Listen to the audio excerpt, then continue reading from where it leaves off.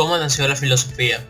Con el paso del mito al logos, en el sentido que se abandonan las explicaciones míticas de la realidad para dar paso a las racionales, se pasa el pensamiento mítico al lógico. El mito, que son explicaciones opuestas a las racionales. Etimológicamente significan o connotan relato, cuento. Se definen también como una parte importante de la religión griega, ya que eran narraciones fantásticas.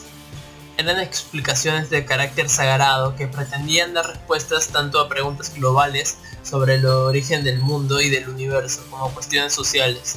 Por ejemplo, la obra La Ilíada del poeta Homero, que daba respuestas globales, y el trabajo Ideas o también la Teogonía de Hesíodo, que daba respuestas sociales.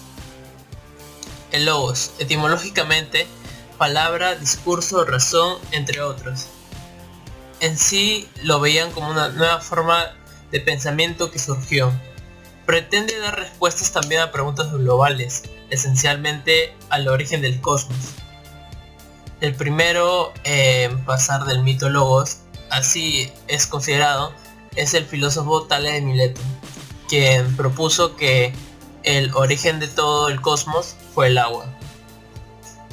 El paso del mito logos se dice que se dio en la antigua Grecia, en el siglo VII a.C., a costas del Asia Menor, debido al intercambio comercial y de costumbres entre diferentes culturas, ya que esto generó una diversidad de maneras de pensar el mundo y entenderlo.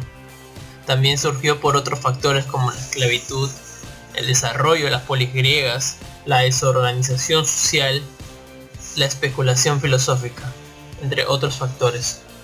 Pero estos son los más importantes. El primer filósofo fue Tales de Mileto. Él intentó explicar el origen del cosmos sin hacer uso del mito, solo con el uso de la razón.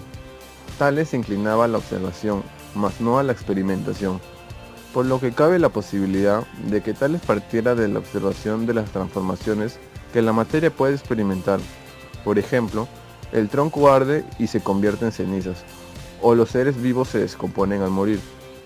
Estas observaciones pudieron conducirlo a suponer que cualquier sustancia puede transformarse en otra, y que ello era posible porque todas las sustancias eran simplemente aspectos diversos de una misma materia, es decir, todas procedían y estaban formadas por un principio común, el arjé.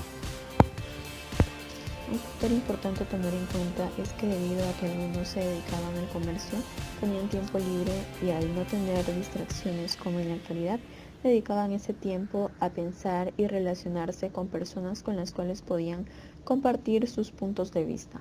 Esta actividad la llevaban a cabo en la mayoría de los casos en el ágora, que era una plaza donde solían congregarse los ciudadanos. Un punto adicional fue la creación de mapas.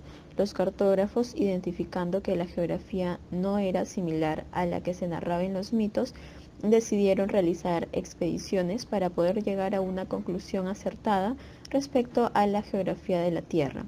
Es entonces que empiezan a dudar de la credibilidad de los mitos. El paso del mito al logos da origen a la filosofía. Previo al surgimiento de esta, el conocimiento existente estaba basado en mitos. Etimológicamente, mito significa palabra. Es todo relato que hace alusión al origen de algo. Por ejemplo, el origen del cosmos o de los dioses, y aclaraban una pregunta, a la cual la explicación podía ser de carácter fantástico, pero en aquel entonces era considerada como verdad, ya que eran respuestas que guiaban el comportamiento de los individuos. En el siglo VII a.C., inicia el cambio de perspectiva. Para algunos intelectuales no era suficiente la explicación proporcionada por los mitos.